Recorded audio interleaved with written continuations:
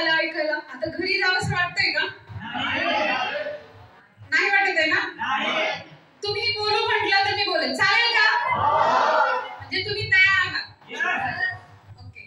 खरं तर आज इथे पोहोचण्याचं माध्यम म्हणजे खंडू सुर्वेसे सर, की आज त्यांचा वाढदिवस. त्यांचा आमचा एक 15 दिवसाचा प्रवास जो कॉलवर चालला होता की मॅडम तुम्हाला इथे यायचंय आणि आम्हाला पब्लिक स्पीकर मोटिवेशनल म्हणून, आणि तसेच येत्या 19 फेब्रुवारीला शिवजयंती आहे, त्यानिमित्तानं आपण मुलांना एक मार्गदर्शन देऊया आणि कुठेतरी त्यांना जीवनाची कलाटणी आपण देऊया. त्या संदर्भात इथे आलेले आहेत. त्या व्यक्तिमत्वाचा आज वाढदिवस आहे.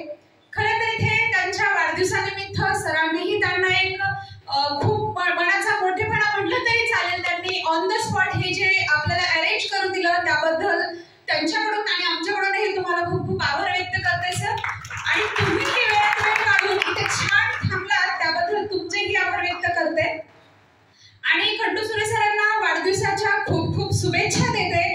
आणि जे त्यांचं कलात्मक गुण जे आहेत ते खरंच शिकण्यासारखे आहेत.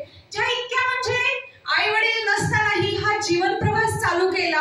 या जीवन प्रवासामध्ये स्वतःच्या हिमतीवर अनेक लोकांशी जी कनेक्टिव्हिटी त्यांनी केली ती खूप चांगली, कलात्मक आणि एक ऊर्जादायक असेल. खंडू सर, तुम्हाला तुमच्या पुढील आयुष्यासाठी खूप खूप शुभेच्छा देते.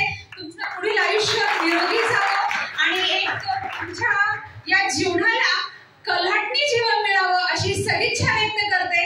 आणि त्यांच्यामध्ये एक काव्यपंक्ती बोलते. आकाशाला इतकी गवस निघाला, आकाशाला इतकी गवस निघाला की पक्ष्यांनाही प्रश्न पडतील, पक्ष्यांनाही प्रश्न पडतील.